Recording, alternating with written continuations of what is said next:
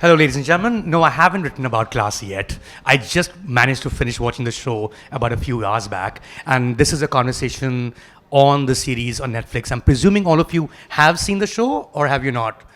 If you haven't, then quite clearly by the end of this conversation, you will be pressing play tonight, or maybe too drunk tonight, so maybe do it tomorrow morning. This will be intriguing enough. And we will not reveal any spoilers because it really does start with a murder, and it is also a murder mystery in its own right. Ashim, Gul, and Kabir, thank you so much for joining us. Ashim is the series director. Gul and Kabir are the episode directors. I'm going to firstly, obviously, begin with what's the difference between a series director and the episode directors, and the process behind how you made this show, because there is just that many people who are behind a series, and usually in a film, you know, okay, that's the director, and we know the rest. But there's like a showrunner, the screenwriter, a writing room, blah, blah, blah, blah, blah. Obviously not blah, blah, blah. They all have faces and names. So it might be a good idea to begin this with the closing credits, Ashim. Take us through the process and the people who are involved in making the class. Yeah, so this was actually my first series, so I'd actually never had a process or an idea of how this was done. So I kind of invented my own way to do it. Because I come from independent film, I want a lot of control, and I thought this is too big. It's not possible to have that, so you really need people who kind of understand the vision and are able to also work with you to make it happen.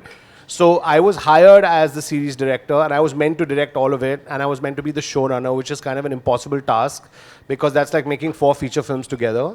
So one of the things I did propose is that you know, maybe I could just take a step back and I could get 2 more directors of my choosing. And in that case, it was Gul and Kabir, and I'll tell you how I know both of them. That could also work with me to make this happen, because obviously there's this sort of grand vision of the world of class and this sort of wealthy world of Delhi and the poorer world of Delhi that kind of interacts. But there's also the everyday, like, individual on-set sort of grind of dealing with performance, or somebody having a meltdown, or DP that's not getting the vibe of the lighting. So it's not possible for one single individual to do it. And it was actually great learning for me to understand, is there a way to break this down and still have an aesthetic vision? Because personally, for me, a lot of series look like they've been made in a factory. They just don't look like they've been made by anyone. There's no ownership. And I was very worried that if I made something, and I put my name on it, and they put their name on it, and I think they come from a similar, I'm not going to speak on behalf, but the idea that we wanted something that was aesthetically ours. It was a show that belonged to us. We could own it for good or bad. And I think that was the reason I said, let's try a technique where we basically don't have different episodes directed by different directors, because I always find that very disjointed, because you can feel that somebody else directed each episode. I thought, what if we follow these characters? There are 11 primary characters. What if we follow these characters from the point of view of 2 different directors? So Gul dealt with a specific set of characters, and Kabir dealt with a specific set of characters. And I thought they were more apt to those characters based on what I know of each of them. Kabir started working with me, so I know him very personally from the time that he was a budding director to seeing his films and then realizing that this guy has got a great vision for what he wants to do. And he was totally in sync, having grown up in Delhi, etc. And Gul, actually, I saw her short. I was looking for a director, and I was saying, I need somebody who's not from the industry. I don't want Bollywood. I don't want someone who's done too much OTT. I want someone with a totally fresh vision. And I happened to chance on a short that Gul had done, which was in Rotterdam, which was just about a girls' night out in a rickshaw in Bombay, and how things just go really bad. And I thought, this is something that has a vibe, you know, and I think we could all be Sounds on the same like Delhi page. to me, for Yeah. sure. So that was actually the real thing. So when we connected, it was like, I told them, I said, look, it's an experiment. We're trying this out, and let's see how it goes. But that was actually how we constructed it. So that's how, you know, Yeah, the I two of them think it's a came good on. time to segue into both of them, because of course we know Ashim through your works over the years. But if I'm not mistaken, this would be, in this space, certainly a directorial debut for both Gul and for Kabir. Just beyond what sounds like a CV, just introduce yourselves in terms of how you got into it and things that you've done before this. Yeah. You know, like, just kind of going off what Ashim said, I had kind of worked with him for quite a while, and then I did a short, I did a feature-length film. It was also a hybrid film called Pudar Mauve. What do you mean hybrid? Hybrid it basically means between documentary and fiction, you know, which something Ashim is kind of a veteran of with his film John and Jane. Also kind of in this world of extreme wealth and abundance and kind of hedonism. So in a way, the film was independent and irrespective of whether it did well on the festival circuit, it was already dealing with these themes because they're quite close to me in that sense. Is that around for us to see, Kabir? It is. I think it's around on Mubi. Okay. I don't know how long it's there on for, but I think you could catch it. Right now it's maybe on that last What's phase. it called again? Bodharat.mov. .mov. Yeah. And there's a few other films of mine on Mubi as well. And so anyway, having kind of grown up in Delhi within this, I mean, between friends and parents of friends, uncles, aunts, there was so much of this Delhi kind of debauchery that I had kind of seen growing up there. Yeah. I think it always felt like there's something within this space, but felt really far away. Kind of it was something like untouched by Indian filmmakers. Indian cinema just didn't want to kind of get into this stuff ever. And then kind of while doing my independent thing, I think Ashim called me one time saying, hey, you know, I'm doing this thing about really kind of messed up Delhi kids. And I think that those 3 words were enough to kind of egg me on to be like, yeah, I'm on, you know. I've got too much personal experience and, you know, enough angst against that growing up in that world. And also I knew it wasn't just about like this vendetta kind of against or like finding a sense of revolt or rebelling against the system that we'd grown up in. It was kind of like, I knew Ashim always had this kind of way of finding kind of poignancy in sleaze or, you know, like finding cinema in the most rundown, completely debauched stuff anyway. He would find a way to kind of find a sophisticated form for that. And also going off of what he just said was basically lots of the TV we see in general it does seem like it's out of a factory. It seems kind of like a cookie cutter form, by which I mean like the syntax, the grammar is kind of just employed on pretty much everything that we see. And I knew that Ashim is basically a madman who will just fight for his vision and make sure that, you know, we get to make something that really is of a certain quality and, you know, lends itself to a certain form, like a cinematic form.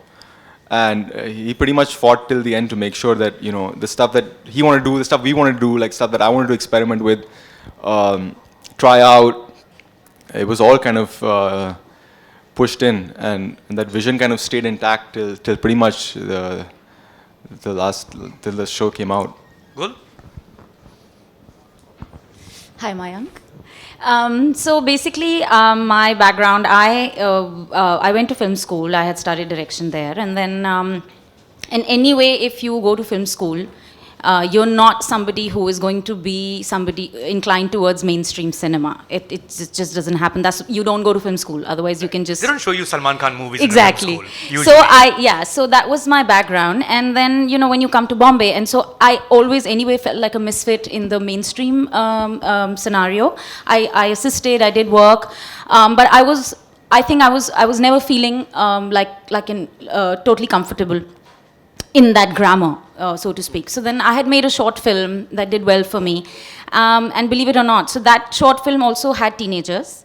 Then I was actually making my first feature film, which was an independent feature film. And I had also shot one schedule. But that ran into funding issues because, again, it was a little risky content in terms of, because again, it had teenagers. It was about a high school. And it was about an outsider who's trying to fit in with a set of very spoiled girls and a spoiled clique in the high school. And strangely... sorry? Was it set in Bombay? Or? No, it was set in Bombay, but you know... But universal enough. Yeah, right. So...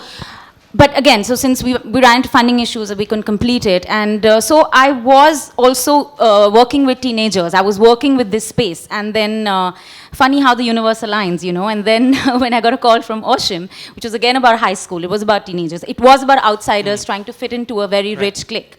So, you know, things just sort of fell into place. And, but of course, just when we met, I think a month after, or even less than a month after that, the lockdown was called. And then how we started the prep and the show is what Ashim will take you through. Well, you can take us through it as well. I must let the audience know, by the way, and this is clearly also in context of the series itself. I first met Gul when we were 18 years old, and I think we're meeting for the first time since. I'm not going to let you know how many years, what year that was.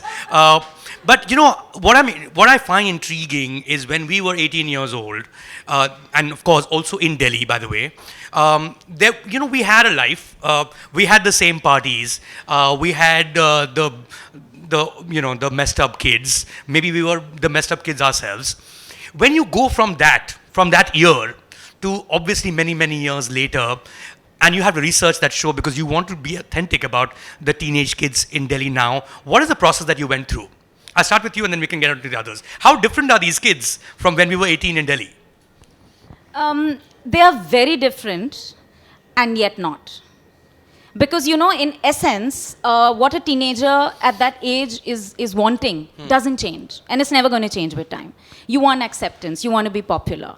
You want to do well. You want the boys. I'm speaking as a girl, if you're a straight girl, of course. And if you want to hang with the it crowd. Correct. So those things don't change. No matter what time, even if you ask your parents, it'll be same. Right. So I'm saying when we were 18, our parties, no matter how rich those kids were like true traffic lights, right? And some, kebabs and really bad music, right?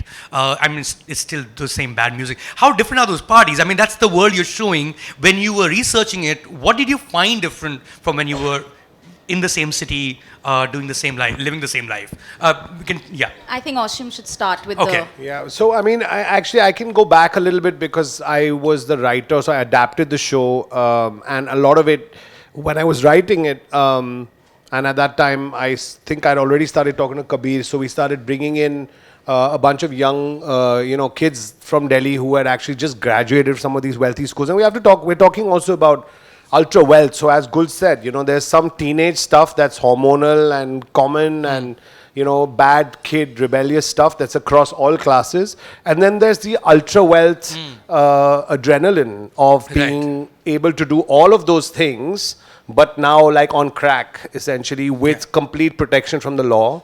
So if you want to drive your dad's Ferrari and run over someone, there is that, you end up going there and it can become very extreme. And I think this show is about those extremes. It's not about the sort of middle class kid. Actually, there's only one middle class kid in the show. It's either the kids are kind of poorer or they're ultra wealthy. Yeah. So I think a lot of this came from research because I knew that the first reaction, which is what we got, only on day 3, up to day 3, was, oh, this doesn't happen in India. And we don't have kids like this. And that's actually completely untrue because if you just Google Delhi school scandal, you will see that there's plenty of stuff like this. And a lot of these kids were telling us stories which were kind of mind-blowing. And one of the stories which we got from a friend of Kabirs was about the bodyguards, about how kids' parents, to stop them from doing drugs, will get bodyguards. So it's not protecting the kid from anyone else, but the kid from themselves so that they don't end up doing too much cocaine. Oh, so the bodyguard goes to the loo as well? Basically, and Amazing. frisks them. Crazy. So Bahugana, the bodyguard, for example, of Suhani in the show, is essentially somebody who's protecting her from doing too many substances. So these kinds of things came a lot from real life, Yeah, I think also I think a lot of that is very specific to Delhi, which is that if you're in Delhi, you can kind of very much live a completely insulated life, completely void of the reality of other people around you. It's much less like Bombay, where you're kind of, even if you're in this club like Quorum, which is a bit of a first world simulation, but when you step outside, you still have to interact with the real world. In Delhi, what happens is you kind of get insulated within a bubble, without realization that there's a class demographic outside of you. The driveway is very long. Exactly. Yeah. So the driveways are very long, but also the wealth gap is so extreme that there's such little interaction with the real world. And so sometimes what happens is you feel like, oh, this is in Delhi, but lots of that Delhi is happening in parallel, like in a complete parallel timeline in a way. So yeah, it was pretty much based on lots of real life research. Even that escort stuff, like it came out of like a friend kind of saying, hey, listen, this one's dad runs an escort racket, and I called Ashim, hey man, like please put this in the show, and he found a way to do it, So I think one really major response that I remember watching or reading on Twitter was someone of a similar demographic, perhaps, definitely the same age, really blown by the use of language and how it is true to reality in terms of just the regular cred, it could be words, just words, like salty or simp, whatever. Did you work on that consciously, like to get the idiom right? Is that something you did specifically for it? Yeah, I can say that was both for the Hindi and for the English. It was very important. Like the English, I wrote a lot of it myself, and then a lot of it was also added on set. And a lot of the kids, because they come from those worlds, were just bringing in that stuff. And as directors, that's I think why I wanted to work with these guys, because I was like, I know that they will get the vision without getting into okay, there's a script. At some point, we were like letting it go. Let the kids just improv. They're doing their thing. They're speaking that language, and it's language we don't really know in the age group that we're in. Yeah. Let them just do it. And the Hindi was similar in a way. I think, Gul can talk about that as well, because that had its own very Delhi kind of vibe, Absolutely. I think one of the best things that happened was we had extensive rehearsals, and also because we were starting to shoot during the pandemics, so even before we had permissions for all the shoots, but the prep had started. So we ended up doing a lot of rehearsals with these kids. And that was amazing because we could get to know them for who they were, and also because they were non-actors. Right, so you also cast them knowing who they are because they'll fit into that world automatically. And that was a conscious call? I mean, who are these kids? I mean, you're also working with completely new actors and it's not like both of you are professional veterans in that sense yet, right? Who are these kids? Where did you get them from? What were they doing? And what did they bring to the table? Ashim? So I cast a lot of them and then just unleashed them on Gul and Kabir, which is why they get full credit for being extremely patient, because I'm not that patient. But a lot of them were cast off of Instagram, to be honest. Instagram, TikTok, things like that. We had 5 casting directors on it. I was very clear. I was like, there's going to be no famous. It was first meeting with Netflix. There's no famous people, no nepo kids, no nepo kids, and no people that have an association with another show or another film. Because what happens is... You wanted debutants, basically, right? Well, I wanted people that don't bring baggage from other stuff into our world. Like, you come into this world and you go, I have no clue who these people are. So you basically start believing that they are the characters that you're watching. Then you begin to explore that world. You kind of accept them as those characters, right? So to cast these guys, we honestly spent like 6-8 months, which was crazy, and got a whole bunch of people from 4 different cities, like Anjali, who plays Suhani, is from Bangalore. Many kids were from Delhi. There's a bunch of Bombay kids. There's kids from Chintan, who plays Farooq, is from Gujarat. So we actually went all out. It was extremely open as a call. It's probably one of the only series that has such an open call. Literally any random person could send us a video test and we would say, oh, okay, this guy's interesting, or this girl's interesting, throw them in the list. And then essentially once we started shortlisting them, I got a no from everyone at Netflix saying, dude, what are you talking about? Who are these people, right?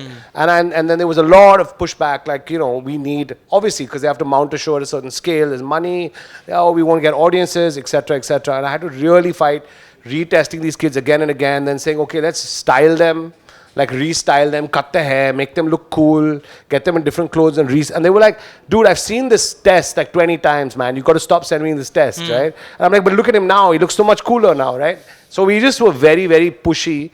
And eventually we got this amazing cast, which of course the 2 of them were on board because I would run the test past them and say, what do you think of this guy? I'm obsessed with this guy. And I would get a buy-in from obviously, them, because they had to work with them on a daily basis. So do they really fit the characters they play in terms of their personal lives or their personalities, as it were?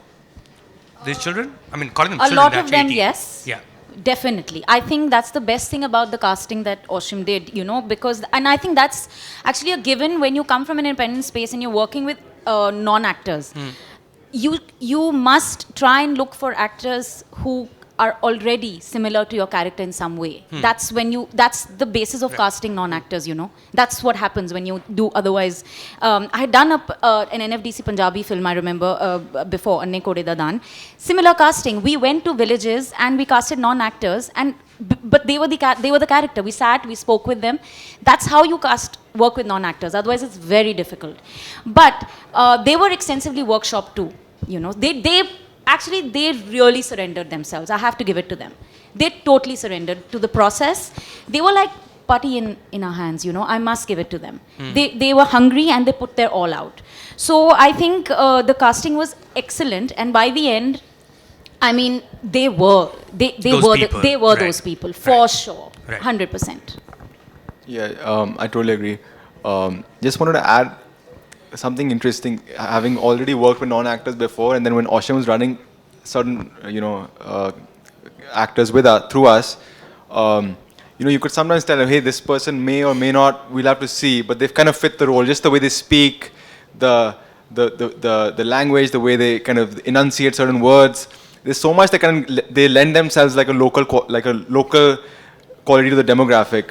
But also because, I'd worked with non-actors, there was this kind of thing that one could preempt, and it always kind of happened, which I think Ashim is also quite familiar with, is that, usually there's a lot of series of misses with a non-actor, but then when it's like a hit, it's just something so different and so special that you can't really get out of like a conventional actor.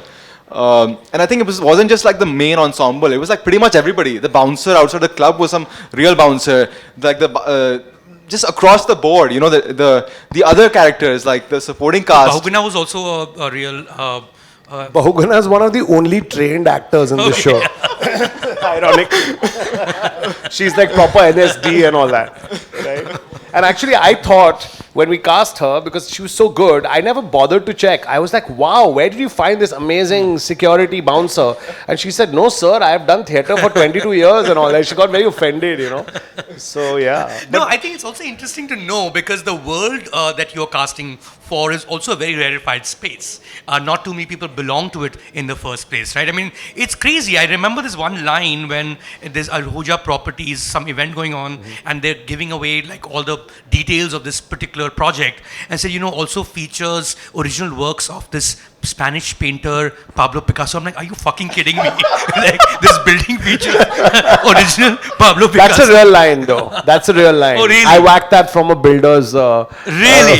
Yeah, that's a real line. There's nothing in the show that isn't based off fact. It's all pretty much, everything that's outlandish is pretty much spot on. It sounds so extreme, but like reality is stranger than fiction, so... It is. So, I mean, take us through that process of sort of getting that. I mean, I don't know how many people can actually give their children, a Rolls Royce for the 18th birthday.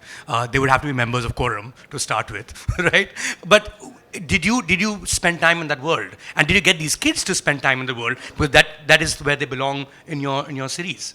Okay, so personally, I think we all have personal, different personal histories. But since I was adapting, and I was adapting it from the point of view that I grew up in South Bombay, and I went to a school that at that moment was considered very fancy. Although in relation to Hampton International, it does look like a government school.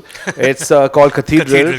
Right? I knew it was going to come. So I had Cathedral, and I was a very, very bad student in Cathedral. I'm now going to take you back in as a flashback because it's traumatic. I hated the school. I was a very bad student. And I always had this outsider's vision because my family sort of initially had come from money and then they had no money anymore. So I have a very strong affinity to the character of Yashika, who's like trying to fit in but can't and doesn't have the pocket money to match up. And I think I saw a lot of that. I saw a lot of so-called rich kids who were not wealthy. He didn't have the wealth, but they had to be part of a group. And it was very difficult for them because they had to play act that they were part, and they couldn't actually afford to pay for that nightclub or to go out. So they're always falling sick, like, Yeah, or there was always like, can you just pay for me? Sorry, I forgot my wallet. I forgot my thing. So there's a dynamic even between the wealthy, which is not just so simple. It's not like bad wealthy people and innocent poor people, and I think that's what the show does, is that nobody is like that simplistic. Everyone is struggling in some shape or form. Either you're the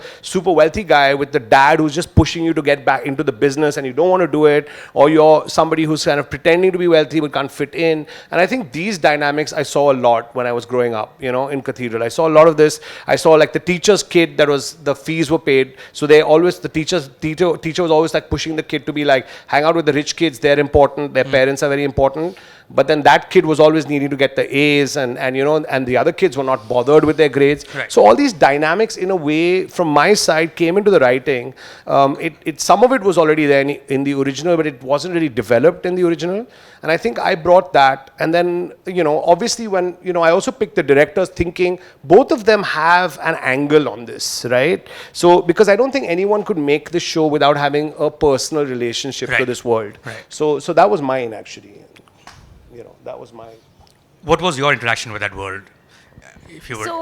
So I went to 2 schools. I grew up in Calcutta. I went to La Martiniere, which was also very, you know, shishi when I was growing up. So I saw a lot of the girls coming in super fancy cars, and then after Calcutta, I grew up in Chandigarh, which is, again, if you've been to Chandigarh or know much, at least it's very different from Calcutta, though, I have to say. Yes. Yeah. And it's a city of bureaucrats, lawyers, you know, people live in bungalows, like the size of Delhi, 6 acre, like huge homes, you know, and a lot of them otherwise are like farmers who Chandigarh is like their share da kar, you know, that's their big. So I do remember, in fact, I have a very interesting memory where I connect with it, where one of my a close friend of mine in school, she was one of the richy rich. And I was just kind of growing up, and I had to go to a house, and I lived very close to my school, and I would cycle to school, because in Chandigarh, kids cycle to school. There's no crazy traffic like Bombay. But when she invited us to her house, I asked my father if he can drop me in the car. And I would always cycle, and so he was a bit, you know, and I didn't realize myself, you don't internalize these things. He picked it, and he said, because her house is like 3 times the size of our house, you want me to drop you in a car and not a cycle? And I didn't realize that. I said, no, you know, it's not that. But so yes, you see the disparity in India. You saw it in the 80s, you see it in the 90s. Yeah. And it's much more now, you know. So we've all experienced this sort of wealth situation. And then in LSR, in college, I mean, we had girls who were princesses from the Northeast, where so many of them were in my class, you know, who came with bodyguards to college. So we've all, if you're educated in India, there's no way you're averse or ignorant of the class system within your schools. Right. Kabir? Yeah, pretty similar, I guess. You know, I went to a pretty elite Delhi school as a young kid. Which school is that? Vasant Valley. Okay. But then at some point, my parents separated. So then they sent me off to boarding school to Sanar. And that was quite interesting to kind of grow up in Sanar, because there are kids from all kinds of backgrounds. And then in my vacations, I would come back to Delhi and then have to kind of reconnect with all these old friends from Delhi. And just seeing them kind of over the years just go into this kind of, you know, their lifestyle just kind of extrapolated into just something unachievable for especially a kid coming from boarding school now. Just kind of felt a bit like repulsive in that sense, you know, because of that extreme abundance and access. So I kind of let go of it for a little bit. And then I think after school, I think when I started really getting to film, it really allowed me to be like this guy with a camera on. So I just kind of became this insider outside to just go to places with a camera and just be like, okay, I'm the filmmaker, just hanging around with everybody. So in a way, never released any stuff, but I was just kind of shooting lots of friends and all the time, just having my camera on. And just somehow in a weird way, people at the time, there were no cell phones, like smartphones. So they were quite okay with some guy just hanging around them with a camera. So yeah, it just gave me lots of like insight into that world, and being kind of growing up in a way in it, but then kind of developing this insider-outsider relationship with it, which kind of helps you kind of develop a distance, which is similar to kind of Ashim's experience, where you're kind of in the depths of it, but it's not really in your grasp. But you know, it's also not just the access or kind of growing up in that world, or you know, the relation to it. I think a lot of it also with the show and Ashim, and the ability to kind of use a certain cinematic form. That was also equally compelling to me. You know, now coming at it, you know, I think when you call, I was 29, 32, when you call, I was 29. So coming at it at that age, where like now I was like kind of getting into it with a way to lend a certain form to of course the narrative, which, you know, if you see the show, there's no like conventional OTS.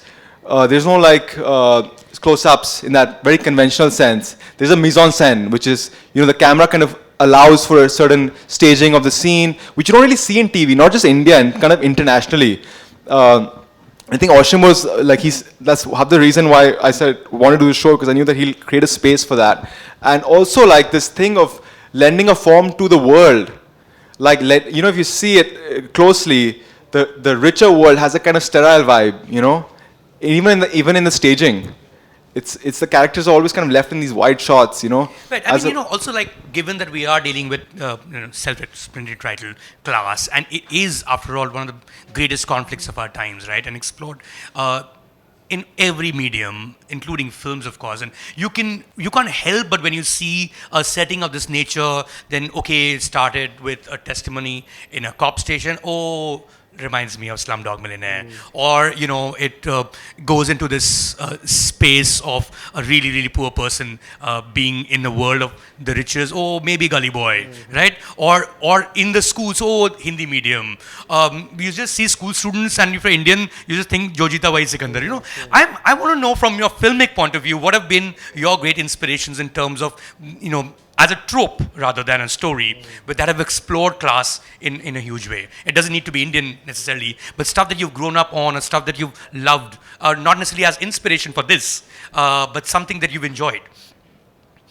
See, I mean, I think I also am quite good at like tricking people into watching my stuff, and I think that's actually really like, I would say, like my USP, in the sense that I come from quite an art house background, but no one's going to give you money to do an art house take on class, right? So when I was asked... What do you mean when you say art house, though? Well, I mean, like, I think it's, for example... Like no BGM? What? No, I mean, yeah, like more social realism and more minimal and more difficult for someone who's not watched a lot of world cinema, right? Yeah. So the thing is that in India, we have a certain kind of Bollywood language that everyone knows, right? There's a certain structure. When romance happens, the scores kicks in. When the guy looks at the girl, or the girl looks at the guy, something happens. There's a certain language we have. We know that. And one of the things that I found interesting about this project, and why I took it on, and I kept telling them this, is that it's at basically under the hood, it's a soap opera. It's a TV series in the traditional sense of the word. In that it has like the rich kids, the poor kids. It has all the cliches of a soap opera. And what that does is it allows people to connect even if they don't necessarily watch world cinema. It gives them exactly what you're saying. It makes me feel, oh, there's a bit of Gully Boy here, there's a bit of this there, there's a little bit of that there. Yeah. Because that's what a soap does. A soap makes you feel familiar, right? Yeah. And it has all the language of the soap. Yeah, So like it has dialogue. Ashim, I remember hearing Bahut Hua Saman, Yeah. and that's straight from Mukkabaz, right? Yeah. Exactly. So, these are all like a little bit of tributes here and there, so Absolutely. people get And familiar with the subject. Exactly. It's a way to feel comfortable. And I think something that I've realized as a filmmaker working in India is that I don't want to alienate the audience. I want to bring that audience into the world we are making.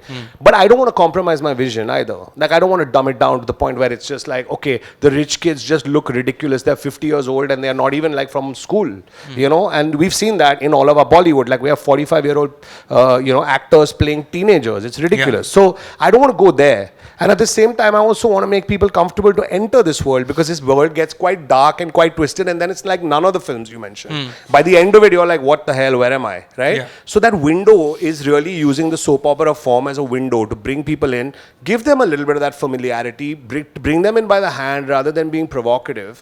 And then once they're in the world, then you have an audience. They want to watch the next episode. So like, I mean, the kind of people that I've been getting texts from, it's not just hipster kids or people who are exposed to world cinema. It's all kinds, like my daughter's Hindi teacher who's like, watch it 3 times, Like people that I really did not expect to watch this made in this style. She's watching very typical TV serial kind of stuff. And I think that is a huge tribute to this show, that it's crossed those boundaries, because of some of these formal decisions, I think. Right. I mean, is that true for you guys as well? I mean, both of you have like formally studied film, and obviously, as you pointed out, Gul, it's not an area that you could just express yourself when you move to Bombay, because Bollywood has its own idiom, its own grammar, its own style of telling stories. Was the stuff you watched which sort of really like drew you in when they're commenting on class? I mean, everyone's loved Parasite, and that was a film on class. But a Korean movie in the whole world loved it, right? Became mainstream. So you're asking what my... Yeah, like films or content in general that you've been drawn towards that have sort of dealt with class as a central theme. I mean, see, even Hindi films have done it. It's not like they've not done it. I suppose what I meant was that it's the telling.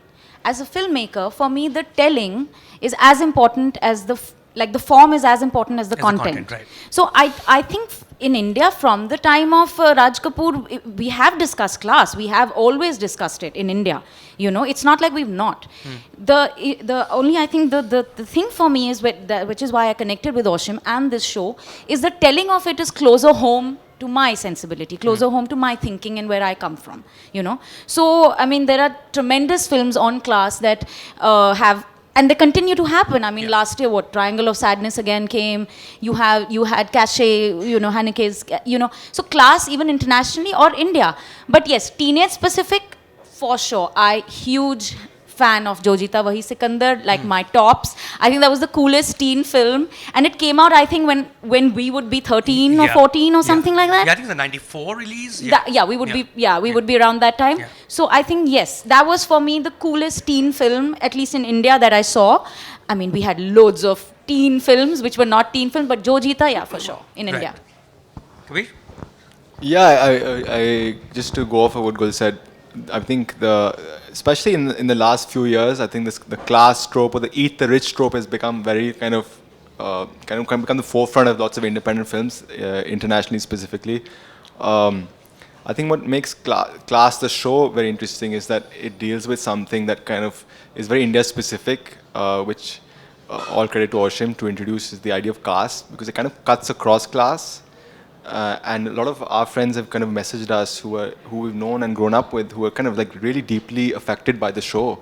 Specific lines, you know, about Jat or Gujjar, and they're friends of ours, and it never felt like they're feeling that while we're kind of, you know, hanging out with them in places like this, but then it's kind of cutting across class. I think that kind of elevates the show into a kind of more poetic, more kind of self-reflective space that I don't think even like the original Elite does in that sense. It's like more about just this rich, like access into the rich world. Oh wow, look at how they live and look at how they breathe. But it has nothing to do with Spain. I don't think so. It doesn't really get into, because I mean there's a lot of politics in Spain, but the show kind of scheme like goes over it. But I think Class in that sense really wants to get dirty and really kind of expose the reality and the sad reality around us. I mean, it's interesting that you mentioned Elite, which is what the Class is the official adaptation of. Ashim, it's a Netflix series to start with. And Netflix, for instance, has a Money Heist, which is also in Spanish. The whole world watches it as their own entertainment, as their own mainstream Money Heist. You can hear songs of Money Heist everywhere you go in India, even in smaller towns. It's caught on that much. Or let's say if you take something like a Narcos, again, a Spanish language series, which then just remains Narcos. Is there something about Elite as a show that simply needs completely a different Indian angle to it? It doesn't work by itself in the way that a Money Heist can or Narcos can, where they could just simply have the same thing and show it to Indians. What changes you bring, keeping India in mind, which has no Spanish context whatsoever? No, I mean, the original show, like I said, is a telenovela. It's not really seriously dealing with some of these issues. It's a setup. It's a very interesting setup, but it's just a setup in the sense that it's like, I think one of the main things that I did was change the name from Elite. They wanted to be calling it Elite India. I changed it to Class. And what that does is it's a lens change on the show, because Elite means you're talking about only the wealthy kids, and Class means you're talking about the relationship between the wealthy and the poor kids, right? So that just changes the filter of it, because in India, I also think that we make a lot of judgmental stuff about the rich, and I thought, you know, just going the other way as well. You know, I don't want to play this like, oh, you know, the rich are bad and the poor are good, kind of like I'm saying. I didn't want to play to that cliche. I wanted to say it's actually very complex and it's actually very convoluted, this whole relationship. It's interdependent. And one of the big anxieties in India, I think for everyone, including the richest people in India, is poverty. We always have it in there, like somewhere. You don't want to go there. You're scared of that, right? It's a deep anxiety. And for me, that's what the show's built on, that anxiety, right? So there's always this needing to prove that I'm richer than you in the school or whatever. But that's because the anxiety is real, you know? So I think the original show did not have any of this stuff. It just had, you know, cool looking, modelly characters, and it had a great, very sexy vibe with a very pulpy soap opera kind of pace. And I said, some of that stuff is really great for us, but what we could really do is make something much deeper, which is really about all these characters' psychologies. Like, why are they the way they are? Why do they behave the way they do? So I think for me it was a personal shift. Maybe somebody else, another director, would have just taken it and cut, copy, paste. They would have just done that. We've seen that also. There's a lot of adaptations happening in India now where they just take it and they just get an Indian actor to play the same guy. And it doesn't really fit with the milieu or anything. It's not relevant to India, but it works, the plot works, so people watch it. I wanted it to make it very Indian in terms of its angle, I think that was a personal agenda with this. I mean, that's the first thing that you would do, or the primary change that you have made is, of course, introduce caste, because that's a very, very Indian social construct, isn't it? Even for both, that's the thing about caste. I remember like reading this lovely poem, I think by Akhil Katyal, if I'm not mistaken, that said that, it goes something to the effect of, at supper, I asked what my caste is. Father said, if you don't know, it must be upper, and that is really what it is. Those who are from upper caste actually do not understand caste because it's not around them. How did you work this out? Because it's also a very complicated But it is subject. around them. It is, but we are blind to it, right? That's what. And the people who say, ऐसा नहीं होता है, शहरों में तो नहीं होता है, maybe कहीं गाँव में होता होगा. That's the myth. And that's what makes this show interesting, and I think that's something we've really tried to bring out, that it is everywhere. It is entrenched so deeply and it's not a geographical issue. It's everywhere in this country, and that is, I think, brought out very clearly by the two main protagonists, who are shown as the Dalit brothers. And I think Ashim went even a layer further, where the backstory of one of the children, when the father speaks about why their names were Dheeraj, Neeraj, and that's picked from a real story, because they were fair, and you wouldn't, a Dalit kid would not be called Dheeraj, Neeraj, and there's a whole backstory to that, and that was completely picked from a real episode. So I think that for us gives the show such a unique a take which Elita did not have. I think Ashim can elaborate. There's on it. one line actually that I ended up writing, which Netflix really didn't want me to put in, but I thought it was very apt, and it's something that I've heard because I've gone to a school where people think that caste is not a problem, it doesn't exist, right? So we had a line that Suhani says to Dheeraj that nobody cares about your caste. For us, you're just poor. And I thought that was a line which was quite brilliant, because I've heard that before.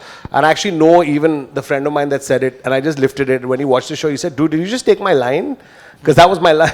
And that is a line we hear a lot, right? Is that we don't care about your caste, you're just poor. So I think it's also about the place that you can be in sometimes, when, like you're saying about this poem, right? You can be in a position where for you caste doesn't matter, and you can be for you can be in a place where caste is everything, right? So without I think we should also just dial back a bit, because I don't want this to sound, for people who haven't seen it, like it's a propaganda show. I don't think that the idea was ever to make like a flag waving, issues oriented show. It was meant to be a high school show with a bunch of kids from different places. Sex, drugs and violence, basically. Exactly. And also, like, if somebody comes from Kashmir, they bring all the Kashmir stuff with them, but it's not about that. Or if some kids are coming from a Bahujan background, it's not about that. It's all of that. And it's like how we could all be in this room and we could pretend we're all from one place, but there's stories, there are backstories.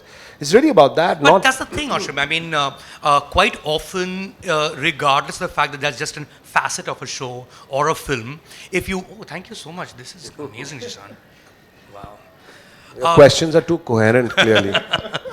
I know, right? You were short to that. But if you watch something only from one prism, and that's the thing with identity in general, right? You can watch it through only religion. There are enough people who do it, by the way. Of course, we all know. There are people who just watch it through the angle of feminism. Some people just watch it purely from the angle of caste. The moment you introduce caste, you can't help it. There'll be commentary on it just through that lens. I read a piece in the print which talks about how this show conflates caste with class. One. Second is stereotyping caste, because, that means someone from a lower caste will be that person in from a particular surrounding, whereas the fact is that you can have lower caste even among the wealthy. I don't know if you've read this piece, that's immaterial. I'm saying if you have come across criticisms that have left you baffled and you would want to address, go for it. Very much, you know. I think this is a very interesting. I don't know that piece. No, so I read one more, even more bizarre, Ashim. I don't know if you've read it. And I really think it comes down to the main idea of how, you know, the creation as well as the absorption of any work of art is a subjective exercise. Absolutely, right? It is contingent on your own sensibility, your own perspective, your own politics, your own morality, right? And your own lens. Yeah. All of it is your lens. Yeah. And most importantly, this lens changes with time. The same films you will view today, you will not view the same way 5 years down the line. So coming from there, and like you're saying, you end up just catching your lens in a work of art, which was never even thought of by the makers, right? So the bizarrest thing which you're saying, Ashim, you'll find this funny, was that how you are looking at bisexuals, alluding to Sharan, okay? Where they said, ultimately, oh God, is this a spoiler? No, it's not. Okay. I don't think so. Yes, so then, I mean, no, it will be a spoiler because, but. Spoiler for me, I don't read press, so I never know what No, anyone says. I want to say spoiler why, because, okay, so I'll say it in a way, so therefore Sharan's arc is what it is. He is the character who ultimately, right? Yeah. So, therefore they are saying is, therefore, so therefore you're showing bisexuals ultimately are violent people. You understand what I'm saying? So this was a bizarre, I was like, what? You know, so this is what exactly what you're saying. It's your own lens as a viewer, so you're going to see a certain thing and make your own interpretation, irrelevant, irrespective of what the makers thought. I have one little thing to say about the Bahujan point of view. See, for me, I was very aware that when you have, say, two Dalit brothers and you have a Bahujan angle on this show, you're going to have this whole thing of like, oh, how should they be represented, right? And mostly that's upper caste criticism, ironically. But just the idea was that when I was writing it, I said, what happens if there is no single Bahujan point of view? There's no single Dalit point of view. Each person in that family has a different point of view. Like, what Dheeraj wants to go to the school and he's like, I don't want to have anything to do with caste, man. Keep it away from me. I just want to get laid. I want to meet friends. I don't want people to know where I come from. The other brother says, what are you talking about? We fought for this. And he's seen as an activist. But Dheeraj, who's going to school, is saying, you're not an activist, you're a fraud. Now, which one is the Dalit Bahujan point of view? Because they're two different points of view. And then the dad has a totally different point of view. He's had a atrocity happen to him personally with his wife. For him, these two brothers are both losers. They're both like city boys. They don't know anything. So all three of them have a completely different take on what it means to be Dalit. So there is no point of view of that character. And it's similar to the Kashmiri characters. Nobody has that one. They're not representing anything. They're representing only their experience. And I think that we are not used to in Indian film. In Indian film, it's like, arey, there's a character. That guy's now representing, 50 million people. But that's not the case at all. It's just individual stories, It's also a very complex subject, and of course, we don't want to turn this into a classroom. Absolutely not. What's more, and I would like to respond to what you said about how lenses change, perspectives change, and I'm going to finish this and go on to obviously the audience for questions. Ashim, the credit I saw of yours before this, and of course, you are here, the executive producer and. In a way, the showrunner, but of course, the series director, was as a consultant in something that came out 2 or 3 weeks back, that is Cinema Marte Dam Tak, which is a pulpy show series, a documentary series on pulpy cinema of the 1990s. And you just can't watch them anymore, but the whole country used to. One, which is kind of goes with Miss Lovely, in a sense, that's a subject that you'd worked on. What did you bring to the table there? Exactly what did you do? And what remains of what you'd made? Okay, so I'm going to be polite here. Okay, I'm going to give you the polite answer. So technically, Vice India had asked me to do that show, and because Miss Lovely was set in that world, so But was Miss Lovely 80s though? It was 80s. Yeah. It was 80s, but basically the 90s bunch of sex horror porn guys that came out of that came from the same lot, right? So my Miss Lovely was set mid 80s, and this is sort of like early 90s. So it's just 6-7 years apart. Anyway, so Vice and Amazon wanted to do a show where they said, would you be interested to revisit some of the terrain that you did with Miss Lovely and go and you know, do a documentary around the real sex horror filmmakers who are still around and are still alive? And I said, yeah, that sounds great. That sounds really interesting. And I proposed a documentary to them, which we started working on together. So I proposed the 4 names of the 4 characters that are in it. Okay. Vinod Talwar and the 4 J. Neelam. And I gave them the names and the contacts of those. And we started working together. But honestly speaking, I didn't like the direction it was going. So I said, okay, you know what? I'll step away and I'll just give you the material. You can give me a creative consultant credit or whatever credit you want to do, and you can make it the way you want to make it. So I am exactly what Kabir said. I'm a difficult person in the sense that if I feel like I'm not, That's what he thinks. He and that's what implied you know. it. Yeah. He implied it. In the sense that you kind of have to fight to get things made a certain way, and I think they had a different take on how they wanted to make it, and I didn't. I'm not going to ask you what you thought of the show. I'm not asking. No, but no, actually, I haven't seen it, but the bits I've seen, it's better than I thought. Right. You know, Audience- before we yes. get into it, there's something we missed out. Basically, in a general sense, about how we split it. You know, because Yeah. Yeah. there's been I think just some interest in basically knowing as directors how we split basically the entire show over 8 episodes. And you know, conventionally what happens is that there's like an episode director on each episode, and, Right. and they come in and they take over, and then each episode ends up having a different kind of language, a different grammar. On this one, I think it was quite interesting, which was basically doing a kind of narrative split as opposed to an episodic split, and taking control of certain narrative strands of characters and kind of splitting the world as is in the show. Of course, I mean, some of the overlap happened because of COVID and all, then we had to kind of take over each other's strands at some point. Were you guys shooting during COVID? We shot through it, protocols? All 3 waves. all 3 lockdowns. Wow, amazing. Well done. Masked you. up in the congested streets of Chandni Chowk. We all- You know, for the longest time, the crew hadn't seen my face because I never took off my mask. So when they would see me later, So they don't know whether you approve of the shot or not because the face is no. hidden. You're probably That smiling inside, but they think you're not. it had its perks. Okay. But yes, we shot through all the 3 waves of the pandemic. But yeah, what Kabir is saying, that was Ashim's decision, which I think was great. So he said another thing he said, we haven't spoken of the sexuality, which also was, Ashim was very specific. So like the strands, how we broke, he wanted Kabir to catch the strands of the rich kids, and me to catch the strands of the kids who are more hard up. And also where sexuality was concerned, he was very keen for a female eye on the gay track. It's something he told me before, which I was very excited to do, and I think that is something that he was always clear from the beginning, that I don't want, I want your gaze on a gay love story, And so I think these divisions we stuck to as much as we can, as much as we could, like he's saying. Yeah, of course, with pandemic we had to overlap, but that really retained the authenticity of their story over the 8 episodes. And also as actors, like we spoke, they being non-actors, they developed a certain trust with the certain director because we were following their journey from the So beginning till the basically, end. the actors had their own director. Is that what you're saying? For a the large most part. Right. For a large part. Right.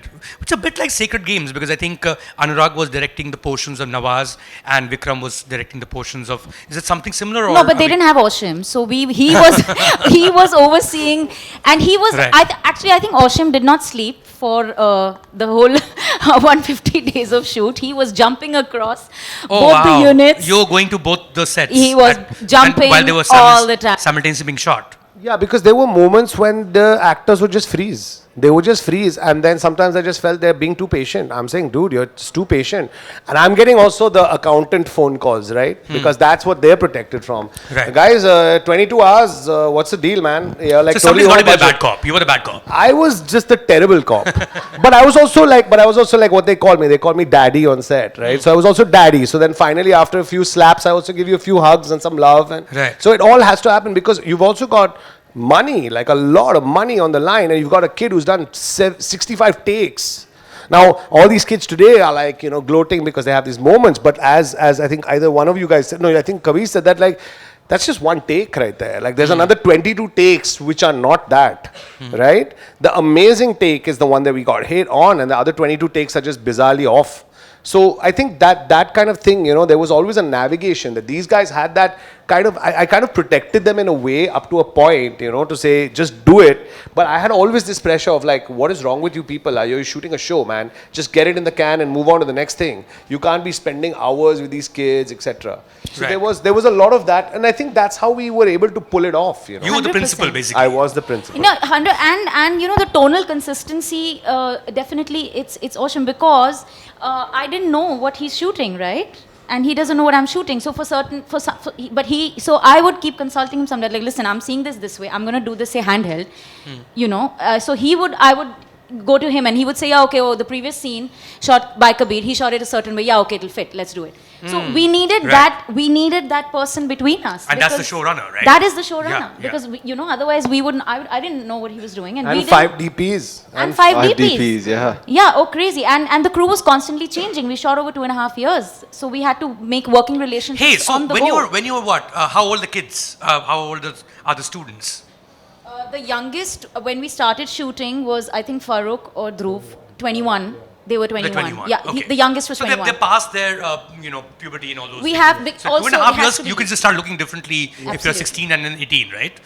So you made sure that was not going to happen. That was an effort also. Right. I think also just to kind of add on to Ashim, which is the protection, kind of coming from this independent, very art house background and having this kind of free run to do whatever I want and block shots however I want, and Ashim kind of protecting that kind of creative control from like the big bosses sitting in corporate offices and just having us kind of have a run to do what we want and achieve a certain kind of cinematic sophistication, while also doing multiple takes to get like the performance right from these guys who had never been on set before.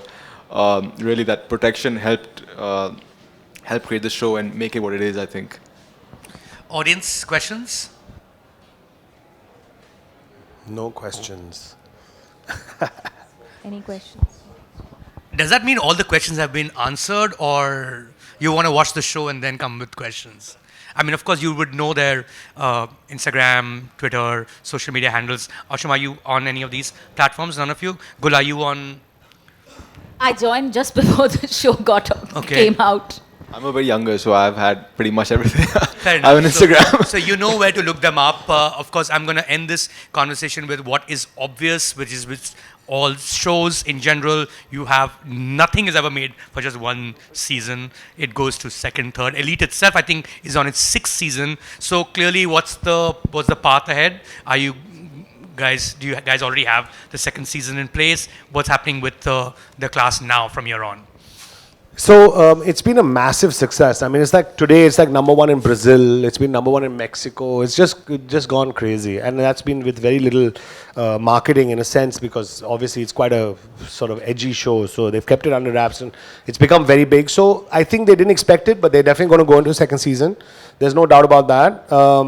As for me, and I don't know, I don't want to speak on their behalf, but my interest in that show is kind of done as a director, producer, whatever thing I bring to the table, because I think I've kind of explored it to the max, and I think I got a lot of resources and energy to do it, and I don't think I would be able to better it in a 2nd season, and I would definitely want to do something new and build another world somewhere else. So that's my take on that, and I don't know, maybe you guys are wedded to it, and what you Wedded feel to you about- now. You're wedded to me. Well, No, the thing is, I think lots of it had to do with working with Ashim, because I know he's like a bull when it comes to the industry, and he'll pretty much fight anyone kind of interfering with the vision. And I think if he's not doing it, then I'm not attached. But also, like, there was a little bit of a kink, right? Kind of growing up, trying to do this coming of age nihilism, this cinematic kink is kind of pretty much exhausted now. And I think we've kind of achieved the best of what we could do in an Indian context. So it's kind of going to be hard to match this, to be honest. We got a lot of free hand here, and I think it's almost too free hand. I think that maybe That world is changing, huh? Yes, so I think that I don't think we're going to get a free hand on The the second winter is season. coming. The winter has come. So that's where I feel if there's no free hand, then there's no class season 2 as I imagine it. You see what I mean? So there will definitely be a season 2, but it'll be a different kind of storytelling style. Well, it's whenever the Yeah. second season And happens. it will be, and it'll be something different, you know, Right. which is fine. But for all those who are here, I hope you watch the show, and of course, look them up right after and ask questions, since that is what this night was about. Thank you so much for joining us tonight. Thank you. Thank You know, it also holds up as a single limited series. It doesn't have to be like a follow-up.